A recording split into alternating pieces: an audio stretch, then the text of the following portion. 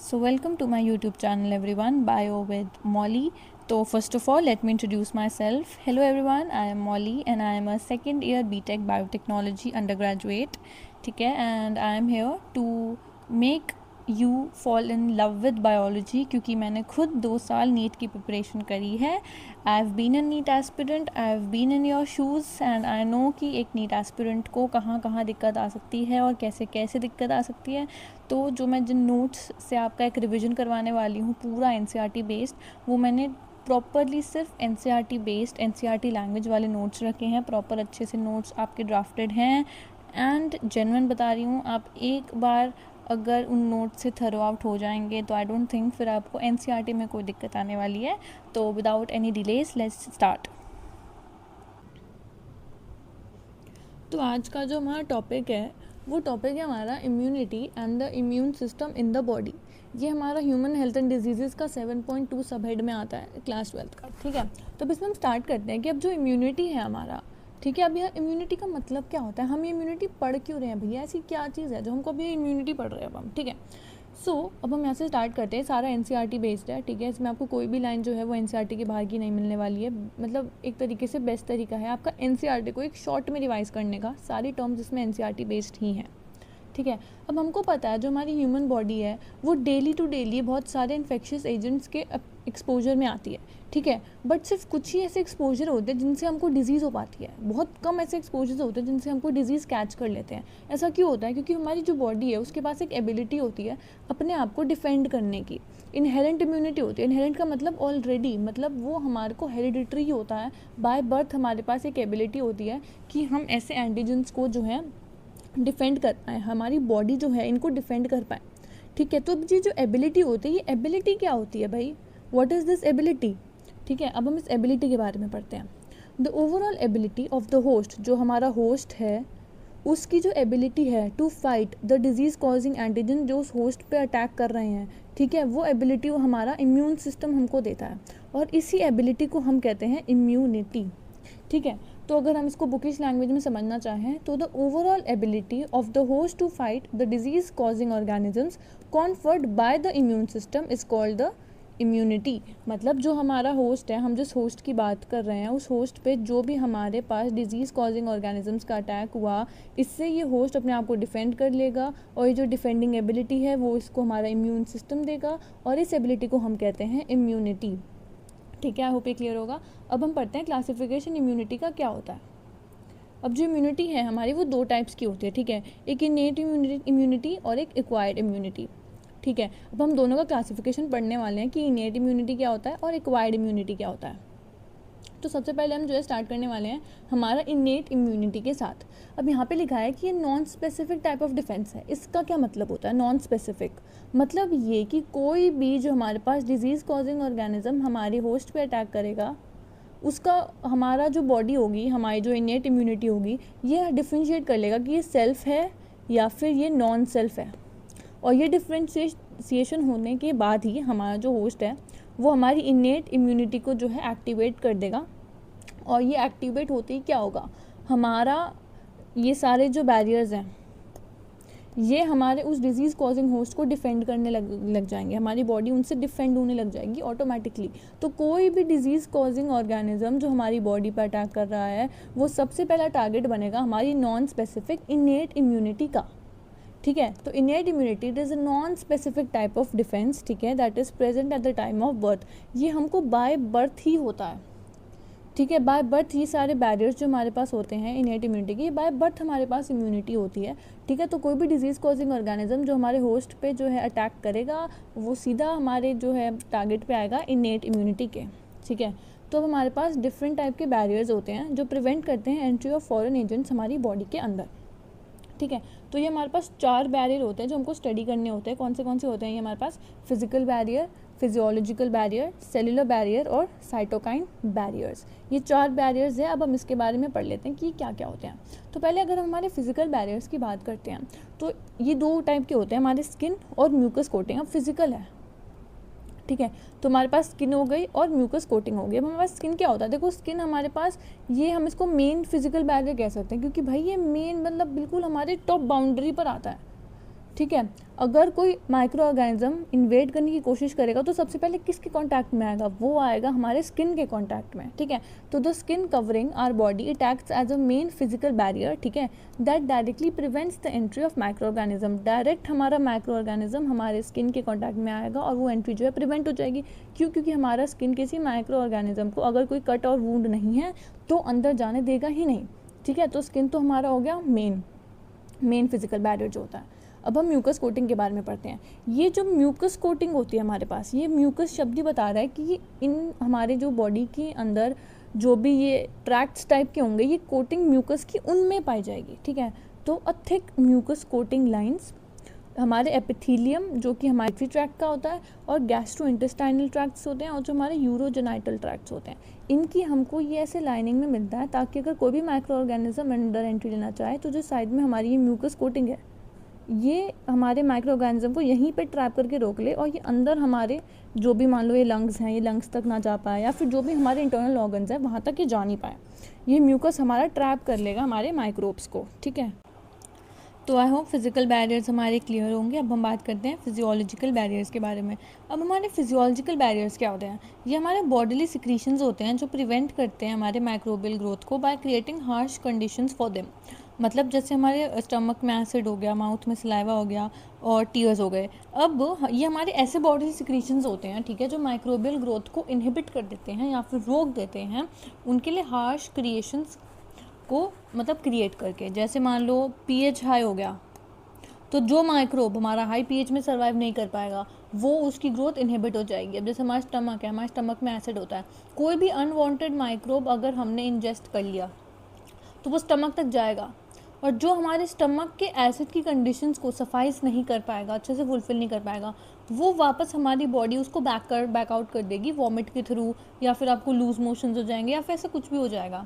अब जैसे हमारे माउथ में सलाइवा है, सलाइवा का कोई पर्टिकुलर पीएच होता होगा, जो भी माइक्रोब उस पीएच को नहीं मतलब कर पाएगा सफाइस तो वो भी उसकी ग्रोथ नहीं हो पाएगी। और टीयर्स, जैसे कई बार जो होता है हमारी आइज़ में डस्ट चली जाती है, हम किसी डस्टी एरिया में जाते हैं तो आइज़ में हमारी डस्ट चली जाती है और हमको टीयर्स, आंखों में से पानी आना जिसे हम कहते हैं, हमारी आंखों में पानी आने लगता है। वो क्यों आता है? क्योंकि भैया हमारे आंखों में डस्ट गई है, dust has entered our eyes, तो वो टीयर्स के फॉर्म में बाहर हमारी आइज़ उसको एक्सपेल आउट कर देती है। उस माइक्रोब के लिए हार्श कंडीशन है हमारे टीयर्स, तो टीयर्स के थ्रू वो बाहर आ जाती है, ठीक है। तो फिजियोलॉजिकल बैरियर्स भी हमारे क्लियर हो गए।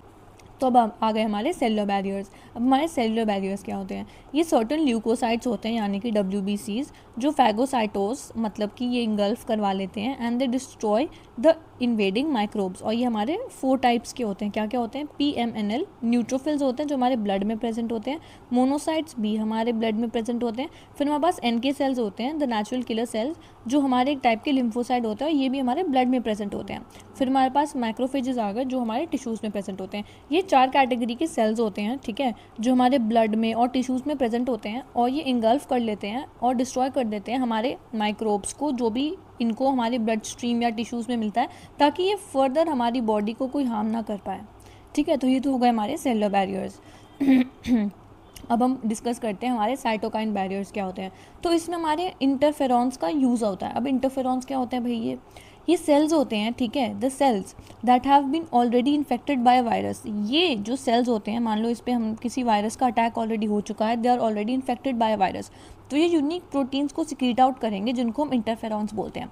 ये सेल है, ठीक है, इस पर हमारे किसी वायरस का अटैक हुआ है तो इन्होंने इंटरफेरॉन्स, ये यूनिक प्रोटीन्स होते हैं, इनको हम प्रोटीन्स कहते हैं, तो इस सेल ने वो प्रोटीन्स रिलीज आउट किए जिनको हम इंटरफेरॉन्स कह रहे हैं, ठीक है। इन्फेक्टेड सेल है, उसने इंटरफेरॉन्स रिलीज़ किए, मतलब यूनिक प्रोटीन्स रिलीज़ किए।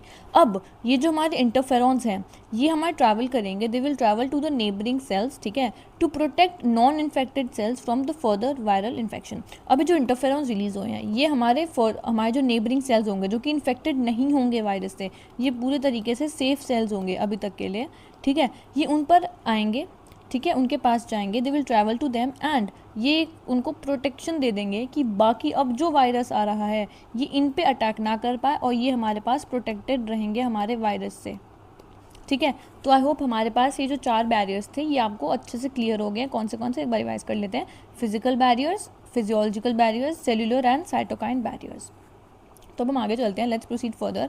अब हमारी इनेट इम्यूनिटी हो गई जो कि हमारी नॉन स्पेसिफिक थी। अब हम बात करेंगे हमारी एक्वायर्ड इम्यूनिटी का। ये हमारा स्पेसिफिक डिफेंस कह रहे हैं। इनेट हमारी नॉन स्पेसिफिक थी और जो एक्वायर्ड है इसको हम अपना स्पेसिफिक डिफेंस मैकेनिज्म कह रहे हैं। अब ये क्या होता है, let's study about it now. जो एक्वायर्ड इम्यूनिटी होती है ये हमारी पैथोजन स्पेसिफिक होती है। इसको हम स्पेसिफिक क्यों कह रहे हैं, क्योंकि ये हमारी पैथोजन स्पेसिफिक है एंड इसका जो कैरेक्टराइजेशन है वो फंडामेंटल हमारा ये मेमोरी पर काम करता है, प्राइमरी रिस्पॉन्स और सेकेंडरी रिस्पॉन्स। ठीक है, पैथोजन स्पेसिफिक है ये और ये हमारी मेमोरी पर फंक्शन कर रही है हमारी एक्वायर्ड इम्यूनिटी। ठीक है, अब इसमें हमारे दो तरीके के रिस्पॉन्स आएंगे, हमारा एक तो प्राइमरी रिस्पॉन्स आएगा और एक सेकेंडरी रिस्पॉन्स आएगा। अब प्राइमरी क्या होगा भैया, सपोज हमारा होस्ट है, ठीक है, हमारी होस्ट की बॉडी है, ठीक है, अब उसका फर्स्ट इनकाउंटर हुआ है किसी स्पेसिफिक पैथोजन सपोज ए के साथ, ठीक है, तो जो हमारा होस्ट, ठीक है, जो इम्यून रिस्पॉन्स प्रोड्यूस करेगा, ठीक है, वो एक बहुत लो इंटेंसिटी का होगा क्योंकि वो पहली बार एक्सपोजर हुआ है उसका पैथोजन ए के साथ, उसको नहीं पता how to respond to it. तो जो हमारा एंटीबॉडी और जो टाइम का हमारा ग्राफ दिख रहा है तो इसमें क्या होगा, बहुत ही लो रिस्पॉन्स दिख रहा है आपको। ठीक है, तो ये हो गया हमारा फर्स्ट एनकाउंटर। प्राइमरी रिस्पॉन्स मतलब प्राइमरी मतलब पहली बार जो हमारा रिस्पॉन्स हुआ है हमारे पहले पैथोजन के साथ स्पेसिफिक जो है। अब हम बात करते हैं कि सेकेंडरी क्या होता है। अब मान लो हमारा होस्ट ए है, आफ्टर सपोज 3 years फिर से हमारा पैथोजन ए ने उस पर जो है अटैक कर दिया, तो अब हमारा जो होस्ट है वो ऑलरेडी एक बार रिस्पॉन्स दे चुका है। आर होस्ट नोज कि कैसे डिफेंड करना है पैथोजन ए से खुद को। तो अब जो रिस्पॉन्स आ रहा है वो बहुत ही इंटेंसिफाइड रिस्पॉन्स है, बहुत हाईली इंटेंसिफाइड रिस्पॉन्स आ रहा है क्योंकि बॉडी को एक मेमोरी मिल गई है कि भैया हाँ हमें याद है कि पहले ही इस पैथोजन ए ने अटैक कर रखा है होस्ट पे। ठीक है, तो जो वो रिस्पॉन्स है वो देख सकते हो आप ग्राफ में कितना ही इंटेंसिफाइड उसका रिस्पॉन्स आया है। पहले कितना लो इंटेंसिटी का रिस्पॉन्स था और उसके बाद कितना हाई इंटेंसिफाइड रिस्पॉन्स हमारे पास आया है। अभी जो एक वाइट टाइप की इम्यूनिटी होती है ना, इसमें हमारे लिम्फोसाइट्स इन्वॉल्व होते हैं। दो कैटेगरी के वो लिम्फोसाइट होते हैं, B lymphocyte and T lymphocyte. अब हमें डिस्कशन करते हैं कि बी लिम्फोसाइट और टी लिम्फोसाइट क्या होता है। अब जो हमारे पास बी लिम्फोसाइट होते हैं, ये बी लिम्फोसाइट को हम बी सेल्स भी कहते हैं और ये क्या करवाते हैं, ये एंटीबॉडीज़ प्रोड्यूस करवाते हैं to fight the pathogen. Antibodies क्या होती है, ये हमारे प्रोटेक्टिव प्रोटीन्स होते हैं, ठीक है, जो पैथोजेंस के अगेंस्ट फाइट करते हैं। तो हमारा जो बी लिम्फोसाइट होता है ये हमारी एंटीबॉडीज़ को प्रोड्यूस करवाता है टू फाइट द पैथोजेंस। अब हमारा टी लिम्फोसाइट क्या होता है, जिनको हम टी सेल्स कहते हैं। हमारा बी लिम्फोसाइट तो एंटीबॉडीज़ को प्रोड्यूस करवाता था, पर जो टी लिम्फोसाइट है it does not produce the antibodies. ठीक है, दे एक्ट एज हेल्पर्स। हम बोलते हैं ना कि हेल्पर टी सेल्स होते हैं हमारे, तो दे एक्ट एज हेल्पर्स और ये स्टिमुलेट करते हैं एंड हेल्प करते हैं बी सेल्स को, ताकि बी सेल्स हमारे एंटीबॉडीज़ प्रोड्यूस कर पाएँ। मतलब जो हमारे टी सेल्स हैं ये हमारे बी सेल्स को हेल्प आउट करते हैं एंटीबॉडीज़ को प्रोड्यूस करने में। ठीक है, तो ये हो गए हमारे टी लिम्फोसाइट और बी लिम्फोसाइट। ये क्लियर है, आई होप क्लियर होगा। तो अब हमने इतना एंटीबॉडी किया है, तो अब हम समझ लेते हैं कि हमारा जो एंटीबॉडी होता है उसका स्ट्रक्चर क्या होता है। ठीक है, अब जो हमारा एंटीबॉडी होता है उसके स्ट्रक्चर में हमारे पास कुछ ऐसा आता है। इसमें दो हमारे पास ऐसे हैवी चेन लॉन्ग चेन दिख रही है, तो लॉन्ग चेन को हम बोल देंगे ये हैवी चेन है। फिर हमको दो ऐसे स्मॉल चेन्स दिख रही हैं तो इनको हम बोल देंगे लाइट चेन्स। ठीक है, 2 स्मॉल चेन्स इनको हम लाइट चेन्स बोलते हैं, 2 लॉन्गर चेन्स जो हमारी लॉन्गर चेन्स हैं इनको हम बोलते हैं हैवी चेन्स। ठीक है, तो अब ये 2 है और ये भी 2 हैं, तो अब हम एंटीबॉडी मॉलिक्यूल को कैसे रिप्रेजेंट कर सकते हैं, हम लिख सकते हैं इसको H2L2, मतलब heavy chains 2 and light chains 2। ठीक है, तो अब इसमें हमारे पास डाइसल्फाइड लिंकेजेस होती हैं और ये जो डाइसल्फाइड लिंकेजेस होती है ये हमारे पास 16 होती हैं, 16 डाइसल्फाइड लिंकेजेस होती हैं। अब ये जो हम ये वाला ऊपर वाला पोर्शन देखते हैं, ये वाला, ये होती है हमारी एंटीजन बाइंडिंग साइट्स। ठीक है, और अब यहाँ पे हमारे पास टर्मिनल्स भी होते हैं, तो ये वाला जो टर्मिनल हो गया ये हमको एन टर्मिनल कहते हैं इस ऊपर वाले को, और जो यहाँ पे हमारा टर्मिनल होता है इसको हम ऐसे सी टर्मिनल बोलते हैं। N terminal and C terminal, ये याद रखने वाली बात है। अब हम डिस्कस करते हैं कि हमारी एंटीबॉडीज़ कितने टाइप की होती हैं। हमारे पास 4 टाइप की एंटीबॉडीज़ होती हैं जो कि हमारी एनसीईआरटी में मेंशन है, मैं बस वही डिस्कस करवा रही हूँ। IgA, IgM, IgE और IgG। एनसीईआरटी में इन डेप्थ इनका कुछ अभी तक डिस्कशन नहीं है, तो अभी हम सिर्फ एनसीईआरटी पे कन्फाइन रहेंगे क्योंकि हम पूरा एनसीईआरटी बेस्ड अपना एक रिविजन आउट कर रहे हैं। अब जो हमारी एक्वायर्ड इम्यूनिटी होती है ना, इसके 2 टाइप के हम रिस्पॉन्स पढ़ लेते हैं। ठीक है, एक 2 टाइप की मतलब इनकी कैटेगरीज पढ़ लेते हैं, 2 टाइप्स। तो एक हो गया हमारा ह्यूमरल इम्यून रिस्पॉन्स और एक हो गया सेल मीडिएटेड इम्यूनिटी। अब हम ह्यूमरल इम्यून रिस्पॉन्स पढ़ते हैं कि क्या होता है। अब जो एंटीबॉडीज़ हमको मिल रही है सर्कुलेटिंग हमारे ब्लड फ्लूइड्स में और ब्लड में, ठीक है। ये भी एक टाइप का डिफेंस ही हो रहा है, क्योंकि अगर हमारे ब्लड में कोई माइक्रो ऑर्गेनिज्म मान लो कहीं से एंट्री ले चुका है, तो उसने डिफेंड हमारे कौन से करेंगी, ये वाली एंटीबॉडीज़ जो हमको ब्लड में मिल रही हैं। तो इस टाइप के रिस्पॉन्स को हम बोलते हैं humoral immune response. It is one of the 2 branches of acquired immunity. Acquired immunity है, उसकी 2 ब्रांचेज आ जाएंगी हमारे पास, कौन सी ह्यूमोरल वाली और सेल मीडिएटेड वाली। तो ह्यूमोरल वाले तो हमको ईजिली समझ में आ गया कि जो एंटीबॉडीज़ हमारे बॉडीली फ्लूइड में होंगी या फिर हमारे ब्लड में होंगी, जो हमारे ब्लड में कोई ऑर्गेनिज्म माइक्रो ऑर्गेनिज्म आ गया उसे डिफेंड कर देंगी हमको। अब हम अगर पढ़ें सेल मीडिएटेड का, तो ये क्या होती है, ये हमारी second type of acquired immunity होती है, ठीक है। And it is mediated by T lymphocyte. जो टी लिम्फोसाइट होते हैं सेल मीडिएटेड इम्यूनिटी में टी लिम्फोसाइट्स का रोल होता है। अब वो अभी डिस्कस कर लेते हैं। Graft rejection. ग्राफ्ट रिजेक्शन हमारा क्या होता है, जो हमने यहाँ पे ये सेल मीडिएटेड वाली इम्यूनिटी पढ़ी है, ये इम्यूनिटी रिस्पॉन्सिबल होती है हमारे ग्राफ्ट रिजेक्शन के लिए, ठीक है। ग्राफ्ट रिजेक्शन अब क्या होता है, हम मान लो कोई हमको ऑर्गन का हमको ट्रांसप्लांट करवाना है, तो वो ट्रांसप्लांट करने से पहले हमको ब्लड ग्रुप की मैचिंग करनी पड़ेगी और टिश्यू मैचिंग करनी पड़ेगी। अगर इन दोनों में से कोई भी एक चीज़ मिसिंग हुई, कोई भी एक चीज़ मैच नहीं की, तो जो हमारी बॉडी होगी वो सेल्फ और नॉन सेल्फ सेल्स जो होते हैं उसमें डिफ्रेंशिएट करके उसको नॉन सेल्फ कंसिडर करके उस पर अटैक कर देगी और बॉडी ही उसको रिफ्यूज़ कर देगी मतलब कि उसको अपना बॉडी का पार्ट कंसिडर ही नहीं करेगी। हेंस जो हमारी टिश्यू मैचिंग होता है और ब्लड ग्रुप मैचिंग होता है वो बहुत क्रिटिकल होता है बिफोर हम कोई भी ट्रांसप्लांट करवाएं अपनी बॉडी पे।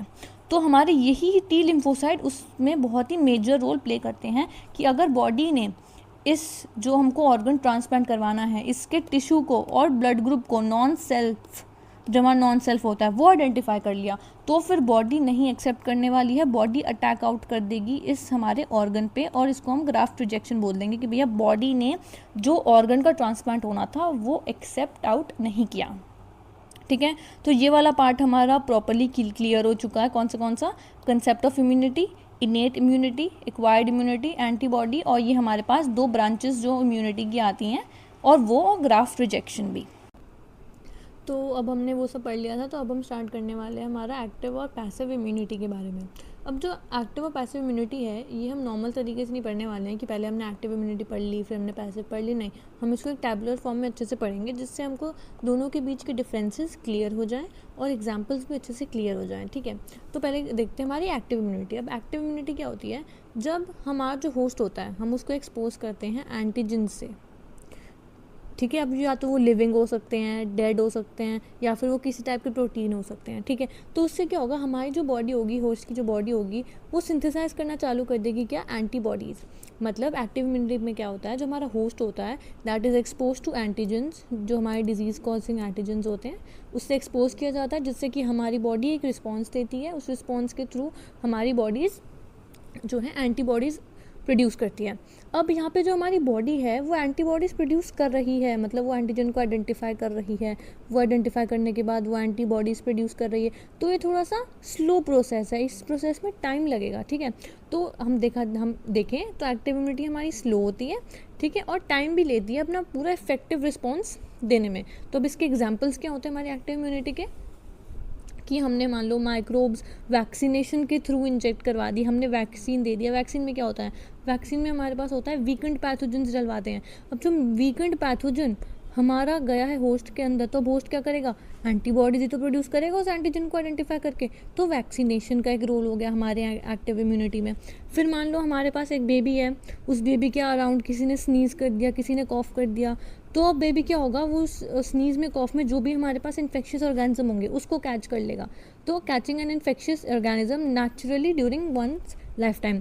तो अब जो बेबी की बॉडी होगी वो ट्राई करेगी एंटीबॉडीज़ बनाने की। तो ये हमारी एक्टिव इम्यूनिटी हो गई, ठीक है। तो अब हम डिस्कस करते हैं हमारी पैसिव इम्यूनिटी को। पैसिव इम्यूनिटी में ना क्या होता है, इसमें रेडीमेड एंटीबॉडीज़ जा रही है, मतलब हमने पहले से ही एंटीबॉडीज़ को प्रिपेयर करके रखा है और वो रेडीमेड एंटीबॉडीज़ को हम होस्ट के अंदर इंजेक्ट करवा रहे हैं फ्रॉम एन एक्सटर्नल सोर्स। अब जो हमारी रेडीमेड एंटीबॉडीज़ हमारे होस्ट के अंदर जा रही है, मतलब हमारी बॉडीज़ को एंटीबॉडी सिंथेसाइज करनी ही नहीं पड़ रही है, मतलब जो प्रोटेक्शन मिल रही है वो इमीडिएट मिल रही है, कोई स्लो प्रोसेस नहीं हो रहा है। तो जो हमारा ये पैसिव इम्यूनिटी होती है ये इमीडिएट प्रोटेक्शन प्रोवाइड करता है, क्योंकि जो एंटीबॉडीज़ है होस्ट को वो सिंथेसाइज करने की नीड ही नहीं है, क्योंकि प्री फॉर्म्ड एंटीबॉडीज़ हमारी बॉडी में जा रही हैं। अब इसके हमारे पास दो एग्जाम्पल होते हैं, कोलोस्ट्रम और प्लेसेंटा। कोलेस्ट्रम क्या होता है, ये हमारी मदर से इनिशियल डेज ऑफ लैक्टेशन में येलोइश फ्लूइड आता है जिसको हम कोलेस्ट्रम बोलते हैं। इसमें IgA एंटीबॉडीज़ होती हैं, मतलब देखो प्री फॉर्म्ड एंटीबॉडीज़ हमारे इन्फेंट में के अंदर जाने लग रही हैं मतलब जो रिस्पॉन्ड उसका मिल रहा है वो बहुत इमीडिएट जो बॉडी है रिस्पॉन्ड करेगी उसमें। तो ये हमारा हो गया पैसिव इम्यूनिटी। अब अगर हम प्लेसेंटा की बात करें तो जब हमारा फीटस, ठीक है, फीमेल की वूम में होता है तो उसमें क्या होता है, प्लेसेंटा के थ्रू जो एंटीबॉडीज़ हैं वो प्रेगनेंसी वाले टाइम में हमारे फीटस के पास जाती रहती है। तो ये भी हमारी बॉडी कोई अलग से एंटीबॉडी प्रोड्यूस नहीं कर रही है, उसको प्री फॉर्म्ड एंटीबॉडीज़ मिल जा रही हैं। तो ठीक है, ये दो एग्जांपल हो गए हमारे पैसिव इम्यूनिटी के। और वैक्सीनेशन और कोई भी कफ, कोल्ड या कोई भी इन्फेक्शियस ऑर्गेनिज्म को कैच करना हमारे लाइफ टाइम में, ये हमारे एक्टिव इम्यूनिटी के एग्जाम्पल हो गए। तो आई होप ये एक्टिव और पैसिव इम्यूनिटी हमको अच्छे से क्लियर हो गया होगा। ठीक है, तो अब हम डिस्कस करते हैं हमारा वैक्सीनेशन और इम्यूनाइजेशन को। तो जो हमारा वैक्सीनेशन होता है, अभी हमने पहले भी पैसिव इम्यूनिटी में मतलब एक्टिव इम्यूनिटी में हमने डिस्कस कर रखा है कि जो हमारा वैक्सीनेशन है ये हमारा जो वर्क करता है ना, ये हमारे मेमोरी वाले प्रिंसिपल पे काम करता है। अब वो कैसे करता है, वो हम जब ये वर्क में अभी हम पढ़ रहे हैं तो हमको ये चीज़ भी क्लियर हो जाएगी कि जो हमारा कोर प्रिंसिपल होता है वैक्सीनेशन का, ये मेमोरी पे कैसे काम करता है। अब हमको पता है कि वैक्सीनेशन में हम क्या करते हैं, ये मान लो ये हमारा एक होस्ट है, तो होस्ट में हम प्री फॉर्म्ड क्या बोलते हैं वीकेंड पैथोजेंस जो होते हैं वो इंजेक्ट करवाएंगे होस्ट के अंदर। ठीक है, अब ये जो एंटीजेंस होंगे ये इंड्यूस करेंगे कि हमारा जो होस्ट है वो नेचुरली इन पैथोजन से खुद को डिफेंड करने के लिए एंटीबॉडीज़ बनाएगा। ठीक है, तो जब हमारा वैक्सीनेशन लगा तो हमारे पास एक वीकेंड पैथोजन हमारी बॉडी में एंट्री लिया, तो जब वो वीकेंड पैथोजन हमारी बॉडी में एंट्री लेगा तो हमारी बॉडी उसके लिए एंटीबॉडीज़ बनाएगी। अब मान लो एंटीबॉडीज़ बन चुकी है और ये जो एक्शन रिएक्शन है ख़त्म हो चुका है। अब ये जो हमारे पास क्या बोलते हैं ये एक्शन रिएक्शन हुआ है, अब ये एक्शन रिएक्शन से हमारे पास मेमोरी B सेल बनेंगे और मेमोरी T सेल्स बनेंगे। अब ये क्या होंगे, अब अगर इस एक्सपोजर के बाद वैक्सीनेशन के बाद वो वाला इन्फेक्शन वायरस या फिर हमारा माइक्रोब दोबारा से होस्ट में अटैक करने की कोशिश करेगा तो ये मेमोरी B सेल और T सेल जो हमारे इस फेज़ में बन चुके हैं, ठीक है, उनको समझ आ जाएगा कि हाँ भाई इनसे तो हमने पहले भी एक बार लड़ा हुआ है, तो वो हमारा मैसिव प्रोडक्शन कर देंगे एंटीबॉडीज़ का, क्योंकि हमारे पास तो एक्सपोजर पहले से ही हो रखा है उस बैक्टीरिया का या फिर पैथोजन का। तो अगर अब वो वैक्सीनेशन के बाद दोबारा से वैसा कुछ अटैक होता है तो हमारे memory B and T cell recognise कर लेंगे पैथोजन को quickly on subsequent exposure and it will overwhelm the invaders with the massive production of antibodies. तो मतलब हमारी अच्छी खासी एंटीबॉडीज़ प्रोड्यूस हो जाएंगी अगर उसके बाद भी कोई हमारे पास सेम टाइप का माइक्रो ऑर्गेनिज्म अटैक करता है। तो अब हमारा पैसिव इम्यूनाइजेशन क्या होता है, अगर मान लो एक जो पर्सन है हमारा वो इन्फेक्ट हुआ है किसी डेडली माइक्रोब से या फिर पैथोजन से, तो अब हमको उसको इमीडिएट इम्यून रिस्पॉन्स देना है, मतलब हम वेट नहीं कर सकते हैं कि भैया हमारी बॉडी कोई एंटीबॉडी बनाएगी उसके लिए, वरना वो बहुत देर हो चुकी होगी। ठीक है, तो उसके लिए हमको क्या करना पड़ता है, हमको डायरेक्टली प्री फॉर्म्ड एंटीबॉडीज़ डालनी पड़ती हैं, या फिर हम उसको एंटीटॉक्सिन बोल सकते हैं, मतलब एंटीबॉडीज़ होती है उस पर्टिकुलर टॉक्सिन के लिए। ठीक है, तो जब हम वो प्री फॉर्म्ड एंटीबॉडीज़ डाल रहे हैं, जैसे मान लो स्नेक बाइट हो गया है, ठीक है, तो उसके लिए हम इंजेक्शन हमको लगवाना पड़ता है प्री फॉर्म्ड एंटीबॉडीज़ का, जो हमको स्नेक वेनम के अगेंस्ट जो है प्रोटेक्ट करता है। तो ये हो गया हमारा पैसिव इम्यूनाइजेशन, जब हमें प्री फॉर्म्ड एंटीबॉडीज़ डालनी पड़ती है इमीडिएट इम्यून रिस्पॉन्स के लिए, उसी मोमेंट के लिए। मान लो हमको किसी क्या बोल सकते हैं किसी मेटल से या किसी मान लो रस्टेड आयरन से कट लग गया तो हमको टेटनस का शॉट लेना ज़रूरी होता है, वरना हमको टेटनस होने के चांसेस हो जाते हैं। तो टेटनस इसका एक एग्जांपल हो गया, और स्नेक बाइट्स के अगेंस्ट जो हमको इंजेक्शन हमको लगवाना पड़ता है प्री फॉर्म्ड एंटीबॉडीज़ का, क्योंकि हम वेट नहीं कर सकते हैं उस वेनम के स्प्रेड होने का। ठीक है, तो ये हो गया हमारा पैसिव इम्यूनाइजेशन। अब इसमें बायोटेक्नोलॉजी के भी यूज़ होते हैं, मतलब रिकॉम्बिनेंट DNA टेक्नोलॉजी जो होती है ना वो हेल्प करती है हमको प्रोड्यूस करने में, ठीक है, एंटीजेनिक पॉलीपेप्टाइड्स उस पैथोजन के। मान लो कोई बैक्टीरिया है, ठीक है, हमने उसका एक जीन है उसको सेपरेट आउट कर लिया और उसको हमने एक बैक्टीरिया या यीस्ट के साथ हमने उसको कंबाइन कर दिया। अब जो बैक्टीरिया या यीस्ट जो होगा वो उसके हिसाब से अपनी ग्रोथ करेगा। जैसे हमारा हेपेटाइटिस B का वैक्सीन है, ये हमारा यीस्ट की हेल्प से प्रोड्यूस होता है। ठीक है। और ये वाली जो अप्रोच है हमारी रिकॉम्बिनेंट डीएनए टेक्नोलॉजी की, इससे हम बहुत लार्ज स्केल वैक्सीनेशन की अवेलेबिलिटी और प्रोडक्शन हम करवा पाते हैं। ठीक है, तो अब हमारा ये वाला टॉपिक भी कंप्लीट हो गया है। तो अब हम डिस्कस कर लेते हैं हमारी एलर्जीज़ और ऑटो इम्यूनिटी के बारे में कि ये क्या होता है। अब लेट्स डिस्कस कि एलर्जीज़ क्या होती है। हमने सुना है अपनी normal day to day life में कि उसको एलर्जी हो गई है, उसको डस्ट एलर्जी हो गई है। तो लेट्स डिस्कस कि ये एलर्जी क्या होता है। अब एलर्जी कुछ नहीं होता है, it is an exaggerated response हमारे इम्यून सिस्टम का टू सर्टन एंटीजन्स, या फिर हम बोल सकते हैं इसको एलर्जेंस। ठीक है, टू सर्टन एंटीजन्स या फिर एलर्जेंस जो कि हमारे एनवायरनमेंट में प्रेजेंट होते हैं। हमारा इम्यून सिस्टम एक इनएप्रोप्रिएट सा एग्जैजरेटेड सा रिस्पॉन्स देता है। ठीक है, किससे रिस्पॉन्स देता है? टू द एंटीजन्स या फिर एलर्जेंस जो हमारे इन्वायरमेंट में प्रेजेंट होते हैं। अब हम पढ़ते हैं कि जो हमने यहाँ पे एलर्जेंस की बात करी है वो एलर्जेंस क्या होते हैं। अब एलर्जेंस हमारे वही सब्सटेंस होते हैं जिसकी वजह से हमारा पास ये इनएप्रोप्रिएट सा एग्जैजरेटेड रिस्पॉन्स आता है। जैसे हमारे डस्ट में माइट्स हो गए हैं, पोलन्स हो गए और एनिमल डैंडर हो गया। अब ये जो रिस्पॉन्स आता है, इस रिस्पॉन्स के थ्रू कौन सी एंटीबॉडी जो हमारे पास प्रोड्यूस होती है वो होती है हमारे पास IgE एंटीबॉडी जो होती है। इस टाइप की एंटीबॉडी प्रोड्यूस होती है जब हमको एलर्जिक रिस्पॉन्स आता है। अब हमारे एलर्जी के सिम्टम्स क्या होते हैं? हमको स्नीजिंग होने लगेगी एक्सेसिव, हमारी आइज़ वाटरी हो जाएंगी, रोज़ रनी हो जाएंगी हमारी, और हमको क्या बोलते हैं, ब्रीदिंग में भी डिफ़िकल्टी आएगी, हमको सांस लेने में दिक्कतें आएंगी। ठीक है, अब जब हमारे पास ये एलर्जी होती है, ठीक है, ये क्या मतलब इस एलर्जी में हमारे पास कुछ केमिकल्स भी रिलीज़ होते हैं। जब हमको एलर्जिक रिस्पॉन्स आता है ना, तो कुछ केमिकल्स भी रिलीज़ होते हैं। तो कौन से केमिकल्स रिलीज़ होते हैं? हमको हिस्टामिन रिलीज़ होता है हमारी बॉडी में, और सेरोटोनिन रिलीज़ होता है जो कि स्पेशलाइज्ड हमारे मास्ट सेल्स होते हैं। ठीक है, हमारे मास्ट सेल में से हमको हिस्टामिन और सेरोटोनिन रिलीज़ होता है जब हमारी बॉडी में एलर्जिक रिस्पॉन्स आता है। अब हम एलर्जी को ट्रीट कैसे कर सकते हैं? हमने पढ़ लिया एलर्जी क्या होती है, उसके सिम्टम्स क्या होते हैं। ठीक है, कौन से केमिकल्स बॉडी में रिलीज़ होते हैं, कौन सी एंटीबॉडी बॉडी में रिलीज़ होती है जब हमारे पास क्या होता है, एलर्जी होती है।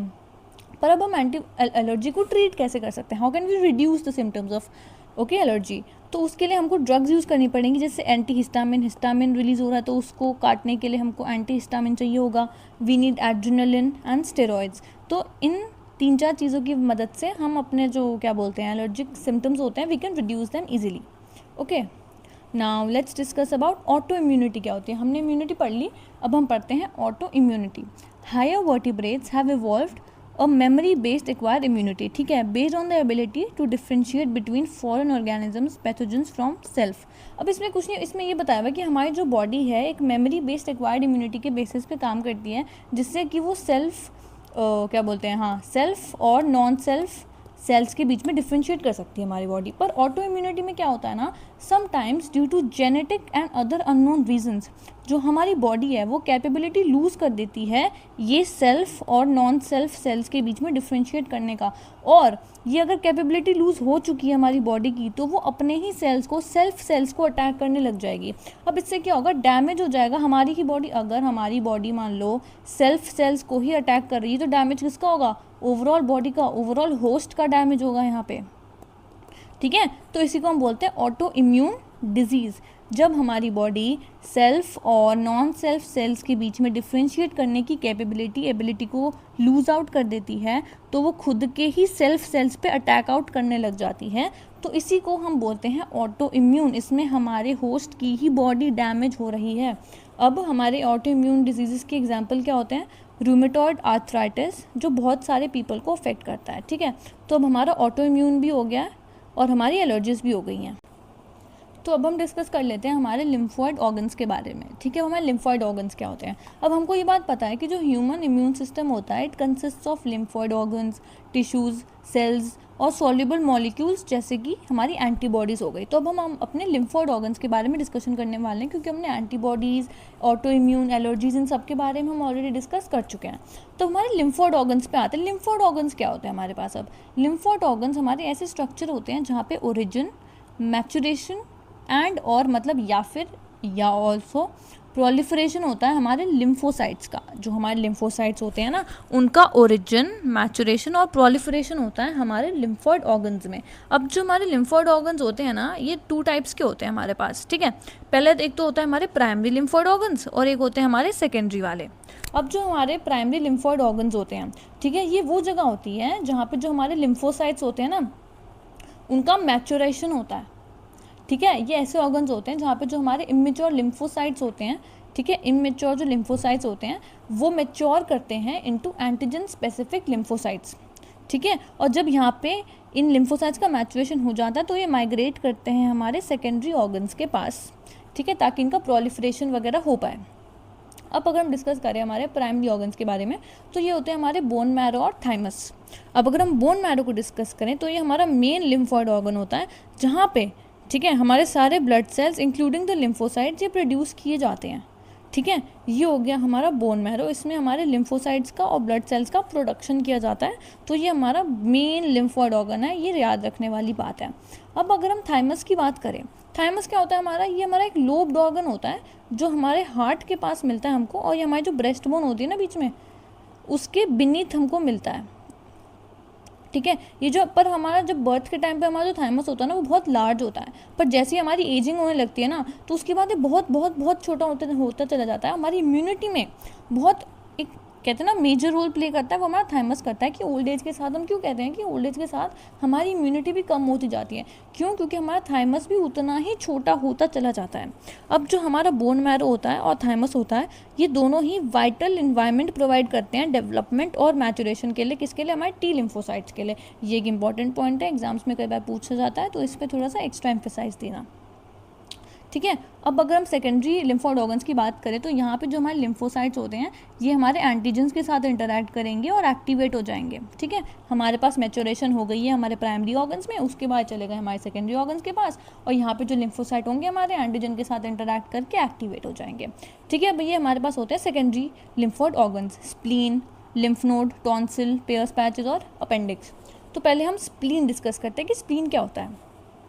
स्प्लीन अब हमारा एक लार्ज बीन शेप्ड सा ही होता है ये, ठीक है। इसमें हमारे लिम्फोसाइट्स होते हैं और फैगोसाइट्स भी होते हैं। हमारा स्प्लीन जो होता है ना ये हमारे ब्लड के फिल्टर की तरह एक्ट करता है, कि हमारा जो भी, ठीक है, माइक्रो ऑर्गेनिज्म हमारे ब्लड में आना चाहेगा उसको फिल्टर आउट कर लेगा हमारा स्प्लीन, तो ये हमारा फिल्टर ऑफ ब्लड भी एज एक्ट करता है, ठीक है। और ये लार्ज हमारा रिजर्वॉयर होता है हमारा स्प्लीन, हमारे एरिथ्रोसाइट्स का मतलब हमारे RBCs का। तो हमने स्प्लीन के बारे में पढ़ लिया कि ये ब्लड की फिल्टर की तरह काम करता है और रिजर्वॉयर की तरह काम करता है हमारे RBCs एरिथ्रोसाइट का, ठीक है। तो ये तो हो गया हमारे स्प्लीन की बातें। अब हम चलते हैं लिम्फ नोड्स की तरफ। लिम्फ नोड्स क्या होते हैं, ये हमारे पास स्मॉल सॉलिड स्ट्रक्चर होते हैं, ठीक है, जो डिफरेंट पॉइंट्स, हमारा जो लिम्फेटिक सिस्टम होता है उसके डिफरेंट पॉइंट्स पे ये छोटे छोटे टाइनी स्ट्रक्चर्स होते हैं, स्मॉल सॉलिड टाइनी स्ट्रक्चर्स जो हमको मिलते हैं। अब ये क्या करते हैं, ये उन माइक्रो ऑर्गेनिजम्स या एंटीजन्स को ट्रैप करते हैं जो हमारे लिम्फ या टिश्यू फ्लूइड में एंट्री लेने की कोशिश कर रहे होते हैं। अब ये जो एंटीजन्स हमारे पास ट्रैप हमारा ये कर लेते हैं लिम्फ नोड्स, उसके बाद क्या होता है, ये जो ट्रैप्ड एंटीजन्स होते हैं ये हमारे जो लिम्फोसाइट्स होते हैं ना उनको एक्टिवेट कर लेते हैं, और फिर जब वो लिम्फोसाइट्स एक्टिवेट हो गए हैं तो फिर वो अपना इम्यून रिस्पॉन्स देते हैं। तो ऐसे हमारा ये लिम्फ नोड्स हेल्प करता है इम्यून रिस्पॉन्स जनरेट करवाने में। फिर बाकी हमारे हो गए टॉन्सिल्स, इनका भी ऑलमोस्ट सेम ही तरीके से एक्ट होता है कि ये स्वेलन अप कर जाते हैं, टॉन्सिल्स हो जाते हैं हमको, है ना। फिर हमारे पेयर्स पैचेस हो गए और अपेंडिक्स हो गया। अब हम डिस्कस करते हैं माल्ट क्या होता है। अब हमारा MALT होता है म्यूकोसा एसोसिएटेड लिम्फोइड टिश्यू। ये क्या होता है, अब हमको पता चल गया है, यहाँ पे हमने म्यूकोसा लिख दिया है, तो ये म्यूकोसा एसोसिएटेड लिम्फोइड टिश्यू जो होगा ना ये हमको लाइनिंग में मिलेगा, किसकी, ये हमको ट्रैक्ट्स की लाइनिंग में मिलेगा, यहाँ पे ऐसे ऐसे ये हमको ऐसे ट्रैक्ट्स की लाइनिंग में मिलेगा, embedded with in the lining of respiratory tract, digestive tract या फिर यूरिनोजेनिटल ट्रैक्ट, ठीक है। ये बहुत हाईली एक्सटेंसिव होता है और ये हमारे लिम्फोइड टिश्यू जो ह्यूमन बॉडी में होता है उसका 50% कॉन्स्टिट्यूट हमारा अकेला क्या करता है, माल्ट, ठीक है। और ये हमारा कहाँ पे होता है, हमको लाइनिंग्स में मिलता है रेस्पिरेटरी, डाइजेस्टिव और यूरोजेनिटल ट्रैक्ट्स में। तो अब हमारा ये पूरा का पूरा जो पोर्शन है ये हमारा क्लियर आउट हो चुका है, हमने पूरा ये टॉपिक कवर अप कर लिया है अच्छे से। Immunity and the immune system हमारी बॉडी का हमने कॉन्सेप्ट पढ़ लिया है, innate immunity, acquired immunity, structure पढ़ लिया है हमने। फिर हमने एक्टिव पैसिव इम्यूनिटी भी कवर अप कर लिया है, हमने वैक्सीनेशन इम्यूनाइजेशन कवर अप कर लिया है, फिर हमने क्या एलर्जीज और इम्यूनिटी भी कवर अप कर लिया, और लास्ट में हमने ये हमारा लिम्फोइड ऑर्गन्स भी कवर अप कर लिया है। तो गाइज़ आई होप आपको वीडियो अच्छी लगी होगी। आपको मेन चीज़ है कि आपको समझ में आया होगा जो मैंने कन्वे करने की कोशिश करी, और यही तरीका रहने वाला है पढ़ाने का। हम नोट्स से एनसीईआरटी वाला पार्ट जो है उसका रिविजन करते चलेंगे, ठीक है। एंड अगर आपको नोट्स अच्छे लगे हों तो आप उसके लिए भी कमेंट डाउन कर देना, मैं आपको नोट्स भी अवेलेबल करवा दूँगी। And do subscribe to my channel. और अभी आगे वाले जो टॉपिक्स हैं हमारे ह्यूमन, ये जो डिज़ीज़ वाला चैप्टर है ह्यूमन हेल्थ और डिज़ीज़ का, इसके आगे वाले टॉपिक्स भी मैं कवर अप करके लाने वाली हूँ, जैसे कि एड्स हो गया, कैंसर हो गया और ड्रग्स, अल्कोहल अब्यूज़, ये पूरा चैप्टर मैं कवर अप करवाऊँगी। फिर ऐसे ही हम यूनिट वाइज यूनिट आगे चलते रहेंगे। Thank you so much for watching my video and do